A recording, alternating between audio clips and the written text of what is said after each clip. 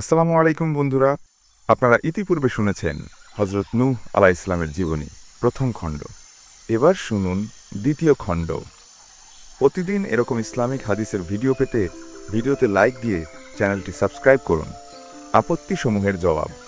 গোত্রের নেতাদের উপরোক্ত আপত্তি ও অপবাদসমূহের জবাবে নূহ বলেন, হে আমার কওম, আমি যদি আমার প্রভুর পক্ষ হতে স্পষ্ট দলিলের উপরে থাকি, আর তিনি যদি তার পক্ষ হতে আমাকে রহমত দান করেন, আর সেসব থেকে যদি তোমাদের চক্ষু অন্ধ থাকে, তাহলে কি আমি তা তোমাদের ইচ্ছার বিরুদ্ধে তোমাদের উপরে চাপিয়ে দিতে পারি? এই কথা দ্বারা বোঝানো হয়েছে যে নবুয়াত ও রিসালাত চেয়ে পাওয়া যায় না। এটা সম্পূর্ণরূপে আল্লাহর ইচ্ছাধীন। তিনি মানুষের জন্য কোনো ফেরেশতাকে নয়, বরং তার মনোনীত কোন মানুষকেই নবী করে পাঠিয়ে থাকেন স্পষ্ট দলিল প্রমাণ সহকারে।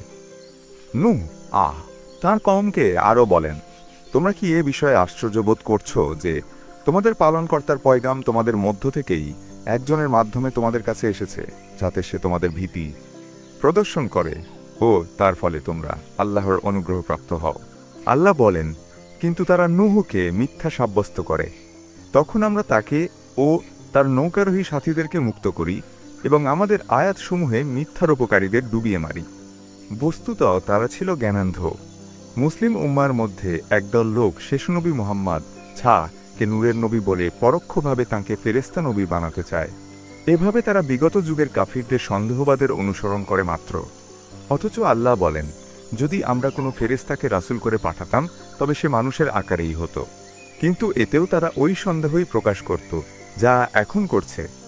তাদের দ্বিতীয় আপত্তির জবাবে নূহ বলেন, আমি কোনো গরিব ইমানদার ব্যক্তিকে তাড়িয়ে দিতে পারি না। তারা অবশ্যই তাদের পালনকর্তার দিদার লাভে ধন্য হবে। বরং আমি তোমাদেরই মূর্খ দেখছি। হে আমার কওম, আমি যদি ওইসব লোকদের তাড়িয়ে দিই, তাহলে কে আমাকে আল্লাহর পাকড়াও থেকে রক্ষা করবে? তোমরা কি উপদেশ গ্রহণ করবে না? তৃতীয় আপত্তির জবাবে তিনি বলেন, তোমাদের দৃষ্টিতে যারা দ্বীনহীন অবাঞ্ছিত ব্যক্তি, তাদেরকে আল্লাহ কোনরূপ কল্যাণ দান করবেন না। তাদের মনের কথা আল্লাহ ভাল করেই জানেন। সুতরাং এমন কথা বললে আমি অন্যায়কারীদের অন্তর্ভুক্ত হয়ে যাব। অতএব দুনিয়াবী প্রাধান্য মূলত কোনো প্রাধান্য নয়। পরকালীন উচ্চ মর্যাদাই হল প্রকৃত মর্যাদা। চতুর্থ আপত্তির জবাবে তিনি পয়গম্বর সুলভ উত্তর দিয়ে বলেন, হে আমার কওম, আমার মধ্যে কোনোই পথভ্রষ্টতা নেই, বরং আমি বিশ্বপালকের পক্ষ হতে প্রেরিত রাসূল। আমি তোমাদের নিকটে আমার প্রভুর রিসালাত পৌঁছে দেই এবং আমি তোমাদেরকে সদুপদেশ দিয়ে থাকি, কেননা আমি আল্লাহর পক্ষ থেকে এমন বিষয় জানি যা তোমরা জানো না। অতএব আল্লাহ প্রদত্ত রিসালাত তথা ওহীর বিধান পালন করা ও তার জনগণের নিকটে পৌঁছে দেওয়াই আমার দায়িত্ব ও কর্তব্য। পিতৃধর্ম পালন করা নয়। বস্তুত বাপদাদার ধর্মের দোহাই নূহ থেকে শুরু করে শেষ নবী মুহাম্মদ পর্যন্ত সবাইকে দেওয়া হয়েছিল। আর সে কারণে প্রায় সকল নবীকেই স্ব জাতির নিকট থেকে চরম নির্যাতন ভোগ করতে হয়েছিল।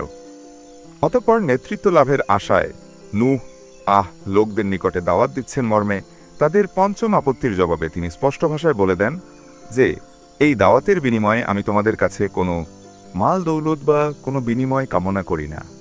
আমার পুরস্কার তো কেবল বিশ্বপালকের আল্লাহর নিকটেই রয়েছে। বস্তুত পক্ষে সকল নবী এ কথা বলেছেন।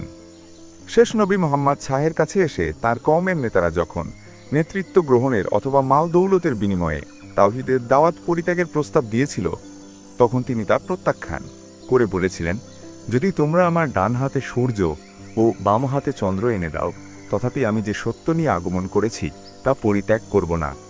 বস্তুত শিরকের মাধ্যমে দুনিয়া অর্জন সহজলভ্য হয় বিধায় যুগ যুগ ধরে দুনিয়া পূজারী এক শ্রেণীর বগধার্মিক লোক মূর্তি, কবর ও মাজার নিয়ে পড়ে আছে। লোকেরা তাদেরকে আল্লাহর অলি ভাবে, অথচ ওরা মূলত শয়তানের অলি। ইব্রাহিম এদের উদ্দেশ্যেই বলেছিলেন, হে প্রভু, এ মূর্তিগুলি বহু লোকଙ୍କୁ পথভ্রষ্ট করেছে। এক্ষণে যারা আমার অনুগামী হয়েছে কেবল তারাই আমার দলভুক্ত, আর যারা আমার অবাধ্যতা করেছে তাদের ব্যাপারে আপনিই সবকিছু। নিশ্চয়ই আপনি ক্ষমাশীল ও দয়াবান। নিঃসন্দেহে যারা শেষ নবী মুহাম্মদ এর সত্যিকারের অনুসারী হবে, কেবল তারাই আখিরাতে মুক্তি পাবে। যেহেতু শিরকপন্থীদের জন্য আল্লাহ জান্নাতকে হারাম করেছেন, সেহেতু শিরকের মাধ্যমে দুনিয়া অর্জনকারী লোকেরা এবং মুশরিক ব্যক্তিরা মুখে আল্লাহকে স্বীকার করলেও তারা চিরস্থায়ীভাবে জাহান্নামের অধিবাসী হবে। অতএব হে মানুষ, শিরক থেকে সাবধান হও। নূহ আহা দাওয়াতের ফলশ্রুতি। আল্লাহ তাআলা নূহ কে ৯৫০ বছরের সুদীর্ঘ জীবন দান করেছিলেন। তিনি এক পুরুষের পর দ্বিতীয় পুরুষকে, অতঃপর তৃতীয় পুরুষকে শুধু এই আশায় দাওয়াত দিয়ে যাচ্ছিলেন যে তারা ঈমান আনবে। কিন্তু শতাব্দীর পর শতাব্দী অক্লান্তভাবে দাওয়াত দেওয়া সত্ত্বেও তারা ঈমান আনেনি। মূলত এই সময় নূহ এর কম জনবল ও অর্থবলে বিশ্বে অপ্রতিদ্বন্দ্বী ছিল। সংখ্যাধিক্যের কারণে ইরাকের ভূখণ্ড ও পাহাড়েও তাদের আবাস সংকুলান হচ্ছিল না। আল্লাহর চিরন্তন নীতি এই যে তিনি অবাধ্য জাতিকে সাময়িকভাবে অবকাশ দেন। নূহের কম সংখ্যাশক্তি ও ধনাঢ্যতার শিখরে উপনীত হয়ে দিগ্বিদিক জ্ঞান হারিয়ে ফেলেছিল। তারা নূহ এর দাওয়াতকে তাচ্ছিল্য ভরে প্রত্যাখ্যান করেছিল। নূহ তাদেরকে দিবারাত্রি দাওয়াত দেন, কখনো গোপনে কখনো প্রকাশ্যে, অর্থাৎ সকল পন্থা অবলম্বন করে তিনি নিজ কওমকে দ্বীনের পথে ফিরিয়ে আনতে চেষ্টা করেন। আবদুল্লাহ ইবনে আববাস বলেন, এই সুদীর্ঘ দাওয়াতি জিন্দেগিতে তিনি যেমন কখনো চেষ্টায় ক্ষান্ত হননি, তেমনি কখনো নিরাশও হননি। সম্প্রদায়ের পক্ষ থেকে নানাবিধ নির্যাতনের সম্মুখীন হয়েও তিনি সবর করেন। কওমের নেতারা বলল, হে নূহ, যদি তুমি বিরত না হও তবে পাথর মেরে তোমার মস্তক চূর্ণ করে দেওয়া হবে। তবুও বারবার আশাবাদী হয়ে তিনি সবাইকে দাওয়াত দিতে থাকেন আর তাদের জন্য দোয়া করে বলতে থাকেন, হে আমার পালনকর্তা, তুমি আমার কওমকে ক্ষমা কর, কেননা তারা জানে না। ওদিকে তার সম্প্রদায়ের অনীহা, অবজ্ঞা, তাচ্ছিল্য এবং ঔদ্ধত্য ক্রমেই বৃদ্ধি পেতে থাকে। মুহাম্মদ ইবনু ইসহাক বলেন, নিহত কোনো নবী ব্যতীত অন্য কোনো নবী তার কওমের নিকট থেকে নূহের মতো নির্যাতন ভোগ করেননি। বলা চলে যে তাদের অহংকার ও অত্যাচার চরম সীমায় পৌঁছে গিয়েছিল এবং পাপ শোলকলায় পূর্ণ হয়ে গিয়েছিল। ফলে এক পর্যায়ে নূহ স্বীয় কওমকে ডেকে বললেন, হে আমার কওম, যদি তোমাদের মাঝে আমার অবস্থিতি ও আল্লাহর আয়াতসমূহের মাধ্যমে তোমাদের উপদেশ দেওয়া ভারী বলে মনে হয়, তবে আমি আল্লাহর উপরে ভরসা করছি। এখন তোমরা তোমাদের যাবতীয় শক্তি একত্রিত কর ও তোমাদের শরীকদের সমবেত কর, যাতে তোমাদের মধ্যে কোনরূপ দ্বিধা সংকোচ না থাকে। অতঃপর আমার ব্যাপারে একটা ফায়সালা করে ফেল এবং আমাকে মোটেও অবকাশ দিও না। এরপরেও যদি তোমরা মুখ ফিরিয়ে নাও, তবে জেনে রেখ আমি তোমাদের কাছে কোনরূপ বিনিময় কামনা করি না। আমার বিনিময় কেবলমাত্র আল্লাহর নিকটেই রয়েছে, আর আমার প্রতি নির্দেশ রয়েছে যেন আমি আত্মসমর্পণকারীদের অন্তর্ভুক্ত হই। কিন্তু তারপরও তারা তাকে মিথ্যা প্রতিপন্ন করল। বলা বাহুল্য যে এটা ছিল কওমের দুরাচার নেতাদের প্রতি নূহ এর ছুঁড়ে দেওয়া চ্যালেঞ্জ, যার মোকাবিলা করা তাদের পক্ষে আদৌ সম্ভব ছিল না। এ সময় আল্লাহ পাক ওহী নাজিল করে বলেন, তোমার কওমের যারা ইতিমধ্যে ঈমান এনেছে তারা ব্যতীত আর কেউ ঈমান আনবে না, অতএব তুমি ওদের কার্যকলাপে বিমর্ষ হও না। এভাবে আল্লাহর ওহী মারফত তিনি যখন জেনে নিলেন যে এরা কেউ আর ঈমান আনবে না, বরং কুফর, শিরক ও পথভ্রষ্টতার উপরেই ওরা জিদ করে থাকবে, তখন নিরাশ হয়ে তিনি প্রার্থনা করলেন, হে আমার পালনকর্তা, আমাকে সাহায্য কর, কেননা ওরা আমাকে মিথ্যাবাদী সাব্যস্ত করেছে। অতএব তুমি আমার ও তাদের মাঝে চূড়ান্ত ফয়সালা করে দাও এবং আমাকে ও আমার সাথী মুমিনদেরকে তুমি ওদের হাত থেকে মুক্ত কর। তিনি স্বীয় প্রভুকে আহ্বান করে বললেন, আমি অপারগ হয়ে গেছি, এক্ষণে তুমি ওদের বদলা নাও। তিনি অতঃপর চূড়ান্তভাবে বদদোয়া করে বললেন, হে প্রভু, পৃথিবীতে একজন কাফের গৃহবাসীকেও তুমি ছেড়ে দিও না। যদি তুমি ওদের রেহাই দাও, তাহলে ওরা তোমার বান্দাদের পথভ্রষ্ট করবে এবং ওরা কোনো সন্তান জন্ম দিবে না পাপাচারী ও কাফের ব্যতীত।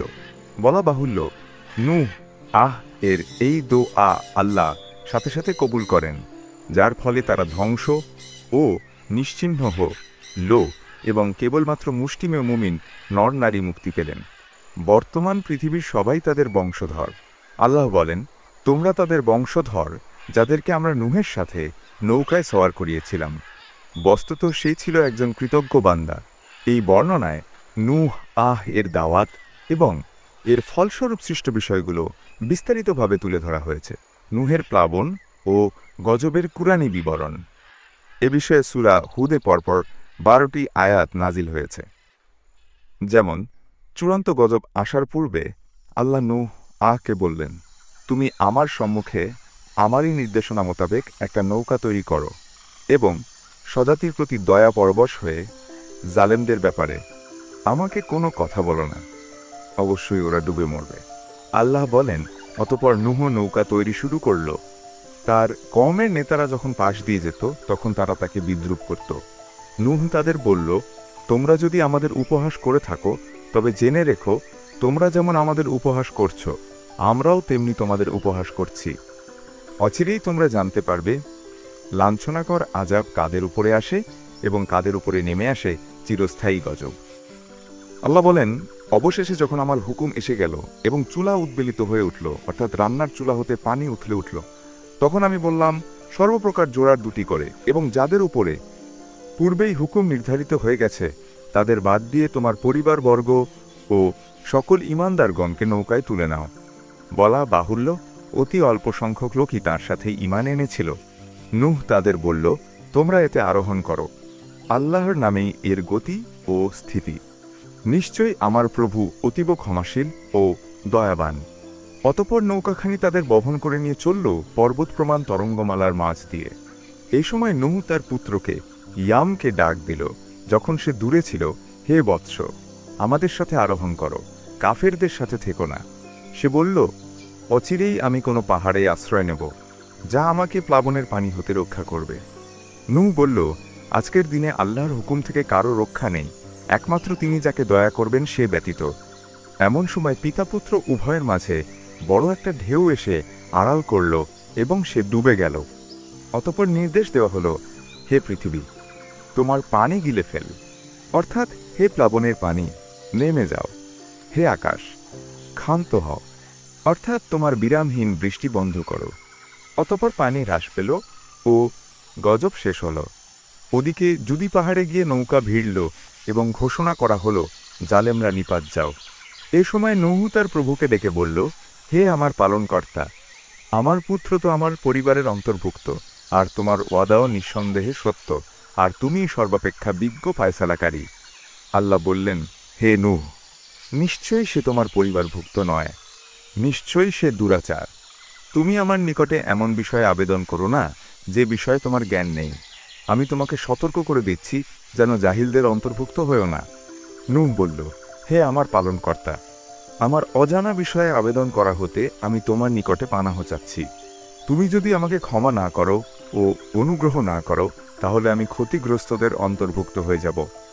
বলা হলো, হে নূহ, এখন নৌকা থেকে অবতরণ করো, আমাদের পক্ষ হতে নিরাপত্তা ও সমৃদ্ধি সহকারে তোমার উপর ও তোমার সঙ্গী দলগুলির উপর এবং সেই ভবিষ্যৎ সম্প্রদায়গুলির উপর, যাদেরকে আমরা সত্তর সম্পদরাজি দান করব।